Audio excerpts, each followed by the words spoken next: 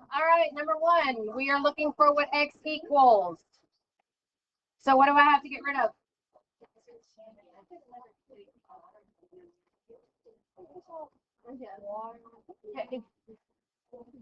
What am I getting rid of?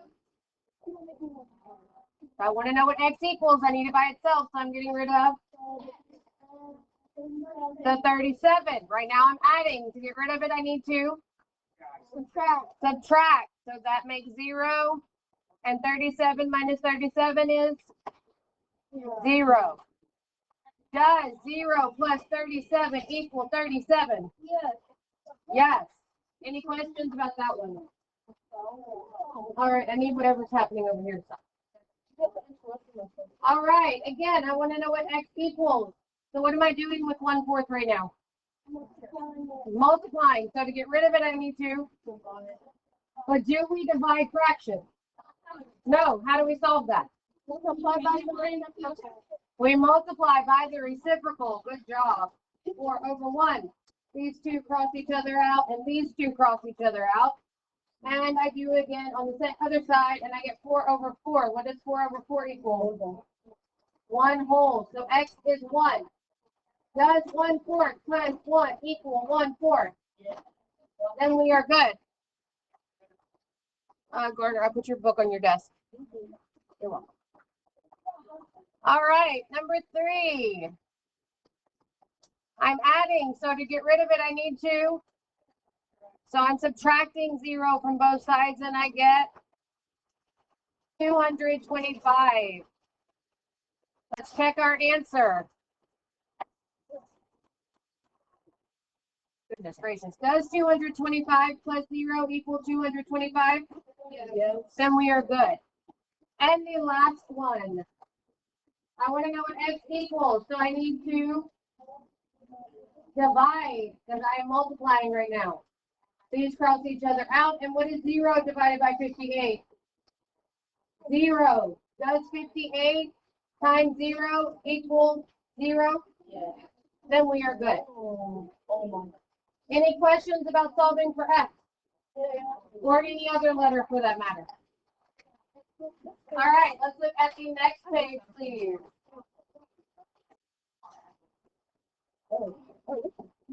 They give you 3 equations. X plus 1 equals 5, x plus 1 equals x plus 1, and x equals x plus 1.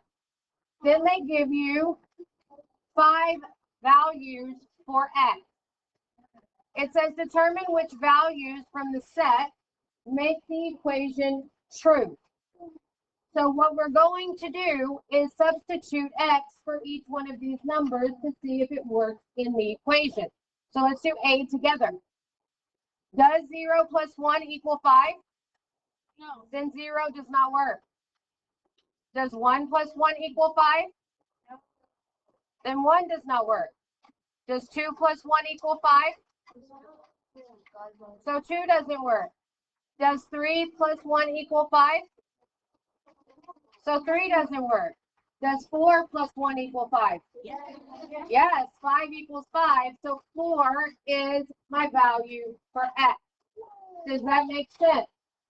Yes. All you're doing is making x each one of those numbers and working out the problems to see which ones work. I want you to do B and C the exact same way. So when you show your work, you should have 5 problems written for each one. Does that make sense? Yes. Don't do it in your head and just write one problem. Show your work. Go ahead and do B and C. I'm going to give you about 3 minutes. Go for it. Okay, so the direction said to use each one of those values in place of x to see which ones work. So let's try 0. 0 plus 1 equals 0 plus 1. What is 0 plus 1? And what is 0 plus 1? Does 1 equal 1? Then it works. Then I have 1 plus 1 equals 1 plus 1. 1 plus 1 is, does 2 equal 2? Then we're good. Then I have 2 plus 1 equals 2 plus 1. Does 3 equal 3? Then I have 3 plus 1 equals 3 plus 1. Does 4 equal 4? And 4 plus 1 equals 4 plus 1. Does 5 equal 5? So what does that tell you about x? X equals every number. It can be any number as long as you're doing the same thing to both sides. Isn't that our definition of equivalent, to do the same thing to both sides? So x equals any number.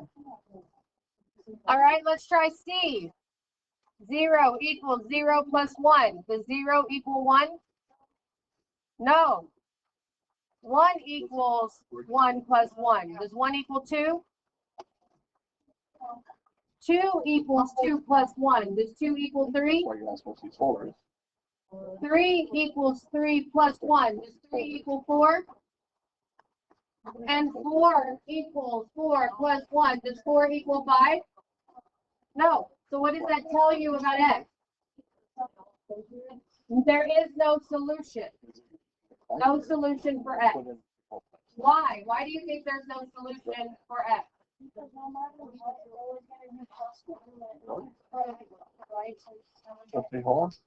So what tell me that in terms of how I explain B. And are they on C? No, they are not doing the same thing to both sides, right? So it will never be equal unless they add 1 to the left side like they are the right side. Does that make sense? Any questions? Are we sure? All right, turn page.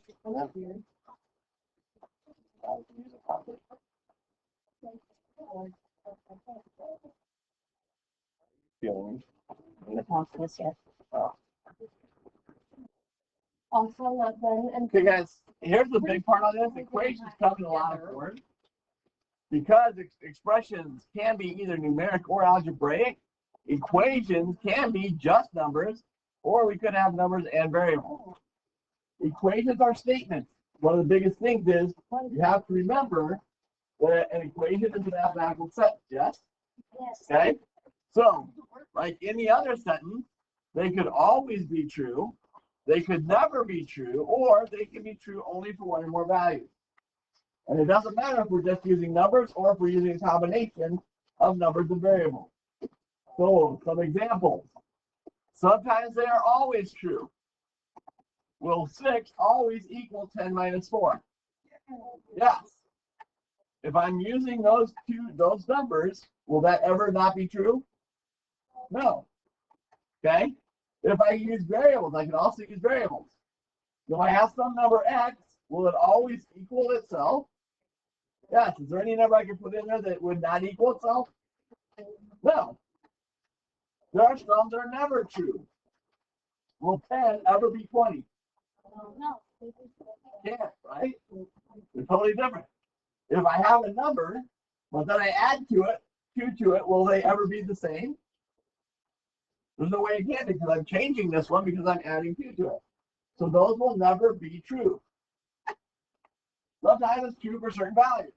If I tell you x is 5, it's x 5. Oh. Yeah, because I told you it is. But now, is x 7? No, it's 5. Is x 10? No, it's 5. So is there any other value for x that will make that true? No, once I've told you it's 5, that's the only value that works. Same thing here. If I add 2 to x and I get 12, what number or numbers can I put in for x that would make that true? 10. Is there any other number that I can put in? No. No. There's only one number that ever makes it true. That makes sense to you now. Okay? Now here's something we haven't really stressed this year. We haven't done a whole lot of it. But for these ones that are never true, that it's a never true statement, I can actually make it a true statement by using a special symbol. That special symbol is the not equal to. Oh, I've seen this symbol before, but I never knew what that Means not equal to. So, in order to take this not true statement and make it true, guess what? All I would have to do is put that little slash through the equal sign. Because is 10 not equal to 20? That is now a true statement, isn't it? Okay? So the non-equal to symbol is one way that we can take a non-true statement and make it true. We're going to give you guys a little bit of practice using these. So we have a list of expressions here. We've got some that are numbers, some that are variables.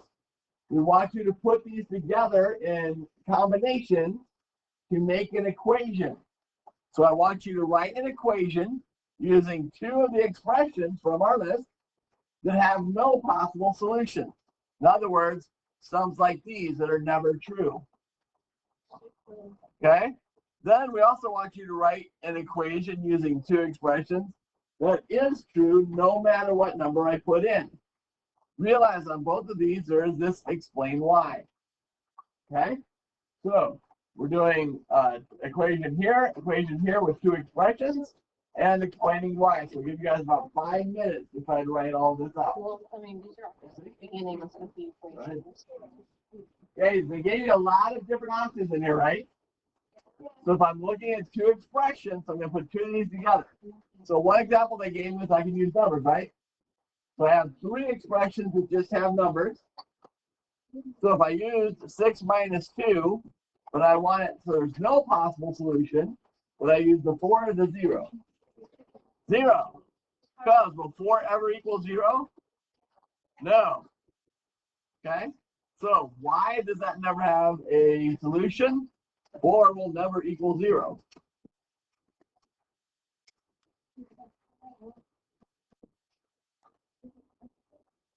We're supposed to explain it as well. Could I have done an algebraic one that would have done that? Well, what do you got? 3 plus x equals 0. That one would actually have a solution. Right? X equals 0, that is a solution, actually. Andrew? Good. One of the keys on the no solutions or multiple solutions, guys, is I'll need a variable on both sides. So if I have a variable on both sides, that's where it's either going to be normally infinite solutions or no solution. In this case, if I'm adding 3 to x, will it ever equal that number? No. Okay? So then that's really our explanation. If I add 3 to x, it will never equal itself.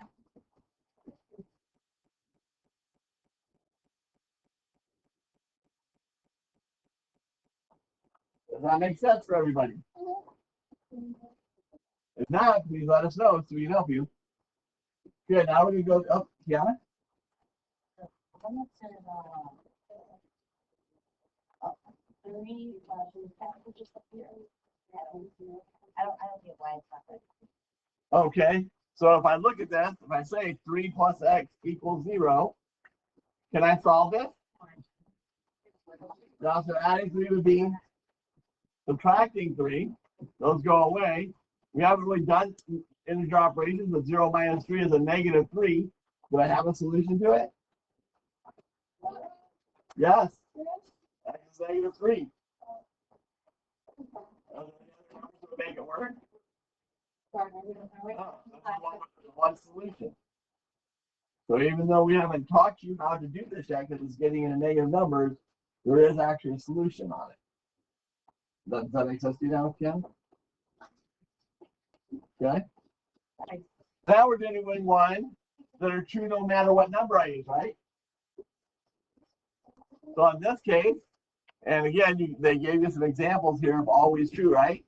If I put two things that are equal to itself, so for example, 6 minus 2 equals 4, will that always be true? Yes. Can I change any of those numbers or any variables? No. Always true and no variables. Can't spell all of It's on the board for you. There you go.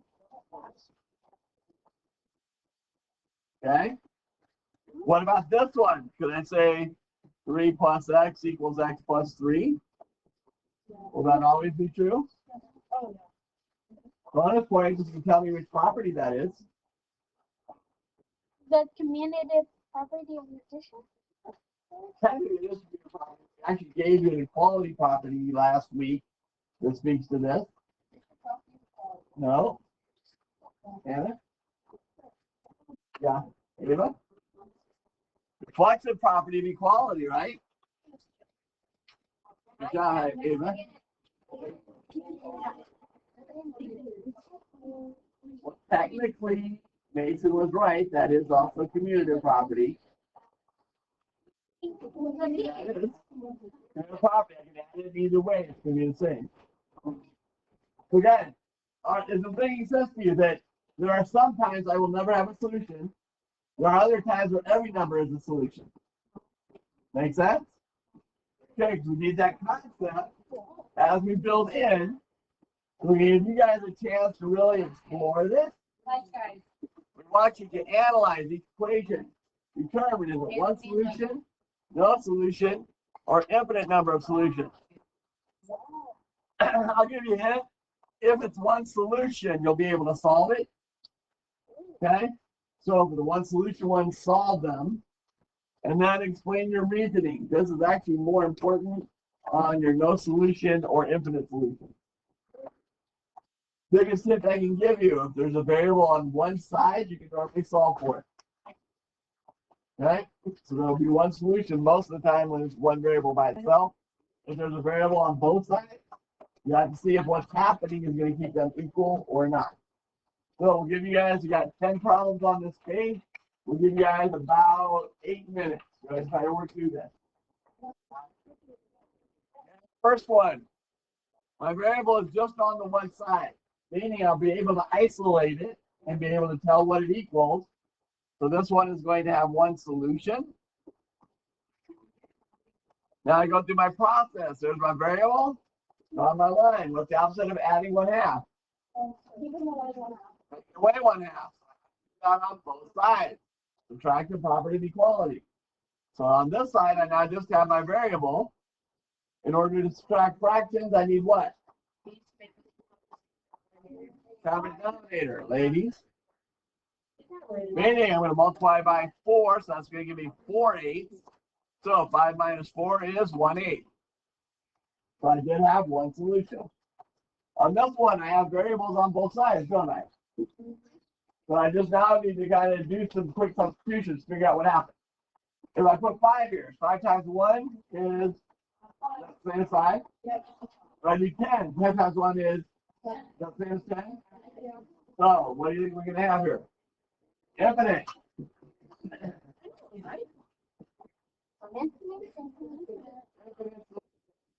Everything works. Okay, again, here I just have a variable on one side, right?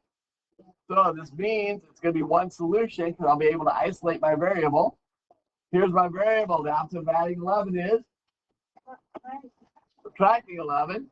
Subtract your property of equality. X is 0. Is there any other number that would make it possible? No. Here again, I only have one variable, right? So this is going to be another one solution problem. The opposite of dividing by 10 is multiplying by 10. So these are now going to go away. I have x.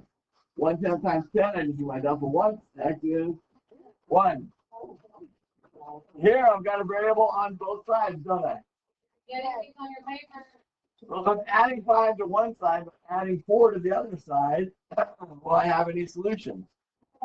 When?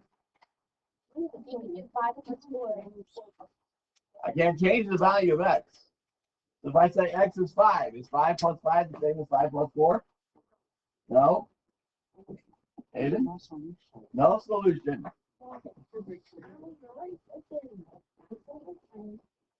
Okay? I can't add different numbers.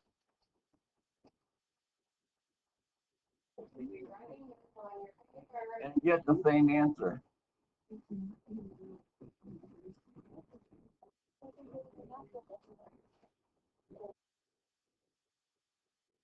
Okay? Now, next one gets a little tricky. I have a variable on both sides, right? So, you're ready to start quick substitutions. So I got to check. If I have 1 plus 0, 1 plus 0 is 1, does that equal 1? Yeah. What about 5? 5 plus 0 is, Yeah. Oh, this is. does that equal 5? What about 10? 10 plus 0 is, does that equal 10? So what are you thinking there? Infinite solution.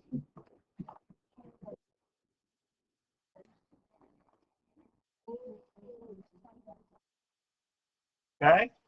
Our next one, our variable is just on one side. So that's telling us there's probably just going to be one solution. After multiplying by 10 is dividing by 10. 30 divided by 10 gives me 3. So I'm able to solve for just the one solution.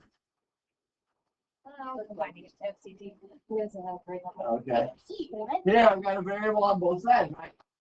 So I'm adding 8 on this side, but keeping it there. So again, let's try a quick few substitutions. Let's go for 2. 2 plus 8 is 10. Is 10 equal 2? Try another one. 5 plus 8 is 13. Does 13 equal 5? So will I ever be able to have a solution? No. This one is a no solution. Our next one, we just have the one variable, so one solution. In this case, the opposite of adding 3 and 5/10 is subtracting 3 and 5/10. These go away. So I will get 2, 1, 11, and 2,500. One solution. Our next one, I've only got one variable, so I should be able to solve for it. But this one gets interesting, right? What if I multiply 2 times 0? What do I get? 0 equals 0? What if I do 5 times 0? Yeah, 0, 0. So this one is actually infinite. Okay, now there is a reason. There's a reason for some of these.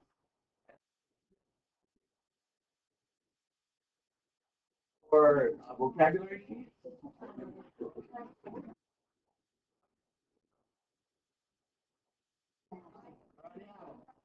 Guys, pull your vocabulary sheets. We're going to go through some vocabulary real quick.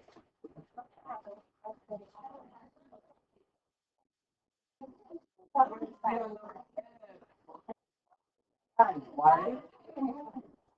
And we've got number 10 on your backside. We've got 3 properties.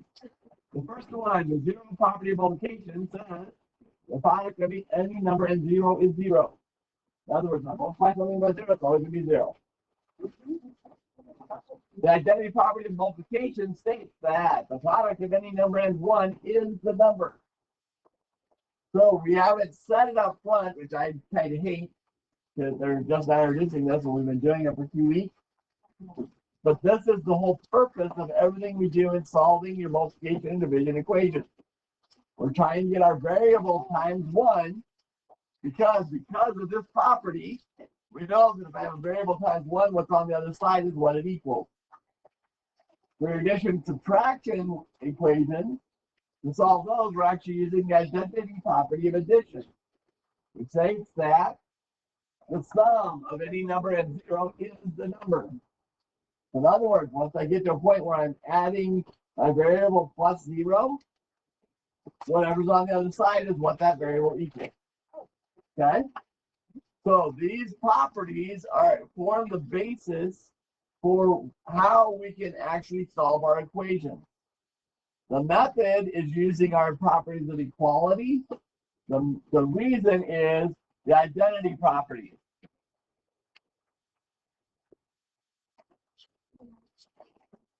So these are all on the other side.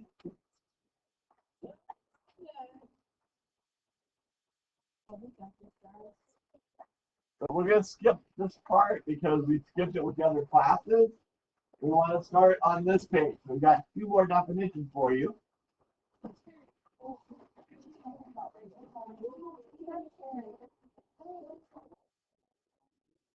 Okay, our first one.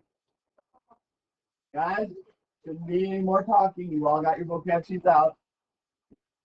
The first thing is the graph of inequality in one variable is the set of all points on a number line that makes the inequality true. So when we're graphing inequalities, what we're really saying is, here are all the numbers that make this inequality true. Firstly, the set of all points that makes an inequality true is what we call the solution set of the inequality. There's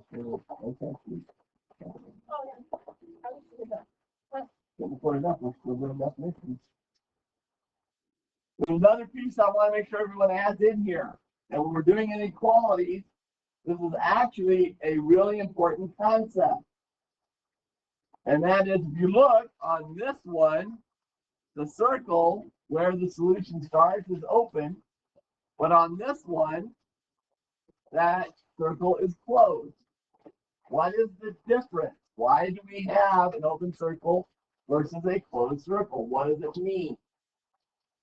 Does anyone happen to know what it means? Yeah? Oh, hold on. Okay.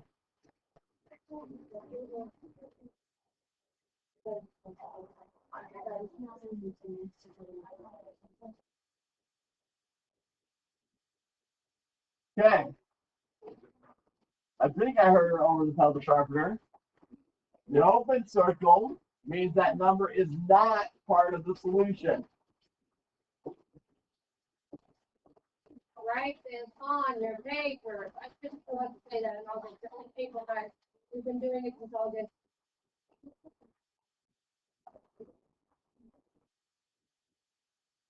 Okay? And here's the part I did hear her say. This is what you're going to see if the inequalities are less than or greater than. If it is a closed circle, in a closed circle, the number makes a true statement. In other words, it is part of the solution set. And where you're going to see this is when we add the line, less than or greater than, or less than or equal to, or greater than or equal to. In those cases, we're using a closed circle because the number that is involved is part of my solution set. Okay? And that's why you see this difference. In this case, that circle is colored in because the statement says x is greater than or equal to 3. So if I put 3 in there, is 3 greater than or equal to 3? Yes, it's equal to, right? In this case, it's just greater than. So is, excuse me, putting in the value, is 3 greater than or equal to, is 3 greater than 3? No. So it starts there, but say if I have 3.00001, is that greater than 3? Yes. Because that's just past 1. It's not very far past 1, but it is bigger than 3, or bigger, it's not very far past 3, but it is bigger than 3. So now it is part of what makes it a true solution. 3.00001. Nope, there's a 3 in front of it. You'll notice also, please take note of this, in both cases, the arrow on that end is colored in. That is because every number to the right of that is also a true statement. So by coloring in the arrow, we're including every number to that side of the number line. Everybody clear on it? Does it make sense to you? Okay, so if I look at the first part, describe each number line representation. In this case, the first one, x greater than 3, any number larger than 3 is true.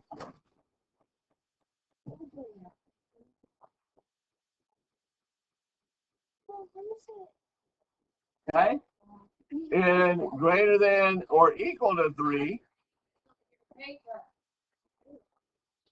3 or any number larger than 3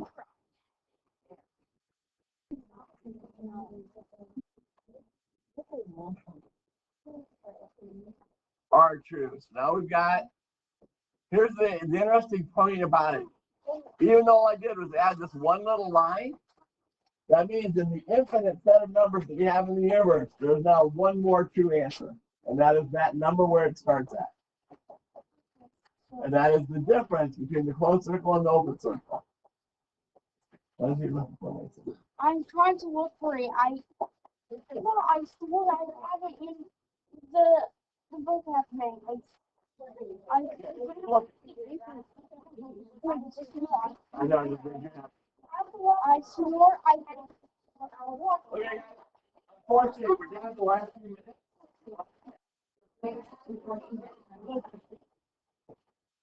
We're down to our last 2 minutes. We want you guys to get some practice using these inequalities. So if I consider the graphs of these two inequalities, we have now, all we've done is change the direction. So now instead of greater than, we're now looking at less than. Okay? So because it is now less than, you'll notice that this arrow is now open. We call it in. That means all numbers smaller than 0 are also going to be true for this. You'll notice the dot at 3 is still an open circle, right? Because it doesn't include 3. 3 is not less than 3, is it? Okay? On this one, where it's less than or equal to, you'll notice it has a closed dot at the 3, because now 3 is a true statement. 3 is less than or equal to 3. It's equal to.